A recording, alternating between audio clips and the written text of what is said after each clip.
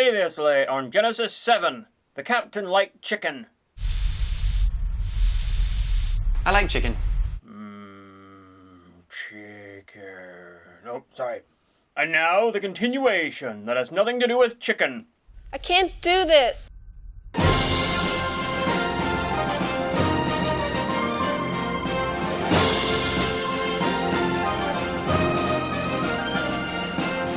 This episode's called Saturn Ringed World, and I'm sure Larry Niven is clawing his skin off at the shout-out.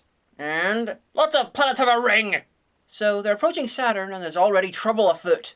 Set to make contact with the atmosphere of Saturn in less than 30 seconds, sir. This is going to be a tight squeeze. Those rings make the entry angle very difficult. That's what she said! Nah, you're not even worth it. And, why? They're wide, but really, really thin. Just move up or down a bit. Unless you're trying to enter the ring, in which case the line was nonsensical. And I'm really not sure what's going on. I mean, they're trying to explain stuff, but the music's so loud I can't make it out. Full flaps, reverse trim. No response. Molly, reroute all available power to the trim thrusters. Rerouting power to trim thrusters. Maximum of 10 seconds available until PSU fails. Begin countdown. Shut down on my mark. Okay, it's not that bad. I think my brain is trying to save my mind by automatically drowning out the dialogue. It's a useful skill, especially during Left Behind movies. Anyway, whatever's going on has got so bad that they broke out the handheld cameras and mood lighting. PSU failure. I'll get us some power back caps. Stay in your seat, Lieutenant. Hang on, everyone. You're sitting in office chairs and cubicles without the walls. What the fuck difference will sitting make? So they've, I assume, accidentally entered the ring. Insert Captain the Closet-based glory hole joke here. What is that? Satan in the form of a rock. Genesis 7, are you aware that the rocks that make up the rings of Saturn are almost definitely smaller and less packed together than that? I mean, if you're right, they'd always be smashing into each other, and within days, the whole ring would be sand. And do you know what the great scientific authority, Wikipedia, says the rings are mainly made of? Ice! Luckily, NASA agrees with them, so I don't look quite as stupid as you. Reroute all battery power to the starboard thruster. Well done. You're gonna starboard thrust yourself into that other rock that shouldn't be there. We're not going to make it.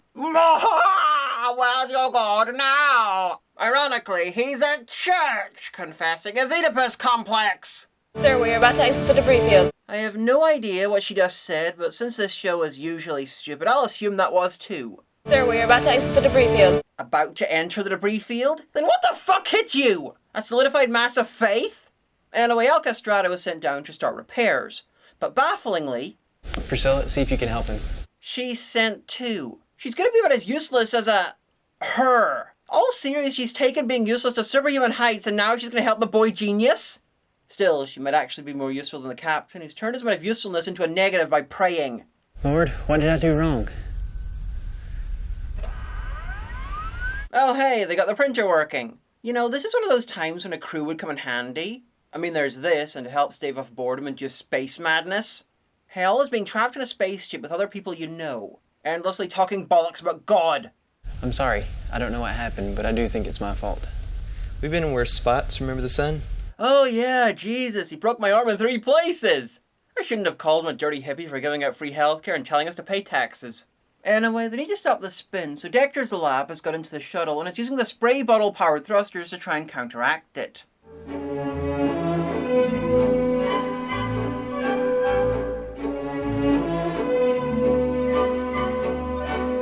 The spinning adventure, well and truly spun, Felix has some repairing to do. What about the wing assembly? I can fix it! Anyway, while the menfolk are off being space heroes and geniuses and whatnot, what's Priscilla doing? This is Genesis 7 to Genesis Command. This is Genesis 7, do you read? Being a glorified secretary who's not even got the dignity of being glorified. And being pointless because there's nothing Genesis Command could do to help. I'm pretty sure they only have this one ship. My brother is amazing. I mean, just look at him. He has no fear, just like Dad. Of course, I would never tell him that to his face. I'm afraid his head might swell. It's a pity you don't have any talents whatsoever. How did you end up with exactly no ability while your brother's a demigod? It's just hard being scripted as a glorified ornament by people with retrograde views on the place of women. Plus, you are fucking useless. Yeah, that too. So with the repairs done, they get some terrible news. The ship is fast drifting towards Titan. To ensure that few people are stupid enough to think they're about to crash into an anime, we get this dramatization of a Wikipedia article. You know, Titan is a beautiful moon. I didn't expect it to be so large. Yes, it is, and it's about 50% larger than Earth's moon. It's even larger than Mercury. You know, it looks much bigger than 1.5 times the size of the moon. That's because the atmosphere is very deep. Actually, Titan's atmosphere is larger than the Earth's. I didn't know that. I wish we could study it more. It's an amazing looking place. That it is. Maybe we can get everything back up and running and look into it further. In the midst of this new emergency, Priscilla gets the most important job of all. Again. Priscilla, go flush the toilet. I'll meet you on the bridge. Yes, sir. Truly, now is her chance to shine. When dealing with this crap, we find out the Genesis 7 airlock is the size of a fucking microwave. Important to know. Hey, why didn't they smack into any other rocks? Yeah, they're caught in Titan's gravity right now, but they spent half the episode surrounded by more rock than a corn concert. Anyway, why did they end up in Titan's gravity? Bigger and heavier things than them apparently got caught up in the rings, regardless of what science thinks, and stayed there! So they've worked out a zany scheme to escape Titan's gravity, but of course they need the okay from Genesis Command. Permission to save our lives, sir. Change your plan, Captain. We need you to die horribly and explore heaven itself. Sounds thrilling, but how will we contact you with our findings? Reincarnation. I'm expecting a report on my desk in 18 years. Godspeed, Captain. I'm downloading a dataset now. Please have the engineers check it, but they need to hurry. We only have minutes. All right, the Admiral has the data now. Yes, sir. Okay, the Admiral says there's no time for a data check. You've got to go with the plan. It seems that the Admiral's communicating with hand puppets today. Anyway, the zany rescue plan. Attach a line between the big and little ships, and then spin the Genesis 7 towards Titan, and fire off the engines to bounce off the atmosphere. I'll try spinning. That's a good trick. Yippee! Impact with Titan's surface in 4 minutes, 28 seconds. How fucking fast are you going? Because you don't seem to be moving. Anyway, serial killer Von Vacantstare has decided there's not enough time to redock with Genesis 7, so he'll just have to die or something.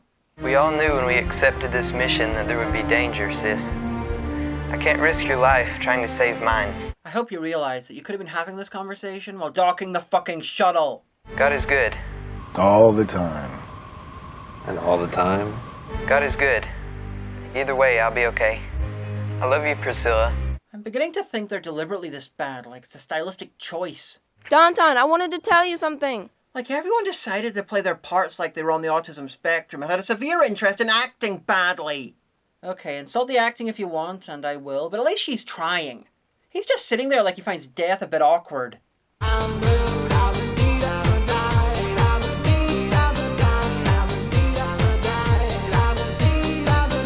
Really, Captain, this isn't the time for an ironic disco. Look, Priscilla's crying! Are you okay, Priscilla? We can pray that he'll be okay. May I be excused from the bridge, Captain? Holy shit, they're actually going all out and trying to have drama. Make us think that Freckles is dead. I mean, it's shit and all, but I'm impressed that they're trying. So, 4 days later, there's been no sign, and I think they're starting to mull over how bad the idea to have the engineer and the pilot be the same person was. Danton could have repaired everything. He was the best engineer they had. He also made the best chicken wings.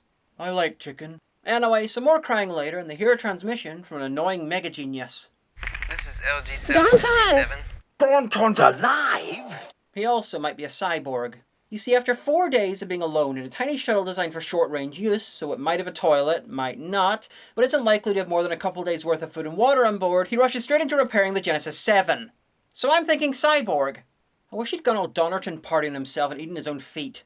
I think this episode was done for Sweeps Week or something, because not only did it wring actual emotion out of a character, but it's also 10 minutes longer than usual, and has the boss of Genesis Command giving a fatherly lecture. First of all, that was some of the most innovative work I have ever seen from a crew. You see, the rest of the crews are made up of monkeys and don't exist. So the mission is in danger of being cancelled, but after a speech so impressive that Tip-Tip raises his voice a bit... Wasn't it you who said before we left that this was one of the most important exploratory missions in history? It's not. They're going to repair the whole ship themselves, hence the inspirational montage, and go on to annoy the shit out of me for another 4 episodes.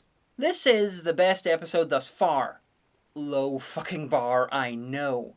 But the creationism was kept to a minimum, the biblical shit was realistically handled, i.e. they prayed rather than going bizarre chick track like tangents. Even random crap like having a race to get Priscilla water can nearly be forgiven. If I'm feeling nice, which I'm not. What the fuck are you doing? Anyway, overall it played like a shit version of Star Trek Enterprise, which was a shit version of Star Trek Voyager, which is a shit version of the rest of Star Trek. Well, except for JJ's, which isn't even worthy of the fucking name! So unless I say something to mess this up... Well, for what it's worth, you're a great captain, and the best uncle. For what it's worth, I think you've turned out to be a godly young woman. Mess up achieved. She's a professional! something or other. She gave you a professional compliment. If you're gonna compliment her back, do the same, you jackass! Imagine if Generals Montgomery and Patton met up and Patton was like, Monty, I hate you, but I have to admit you're one of the finest military geniuses of our age. And then Montgomery was like, you have nice boots. He'd be a dickhead. Like the captain here. Fuck this show. Fuck this show. That was Genesis 7 and I am so sorry.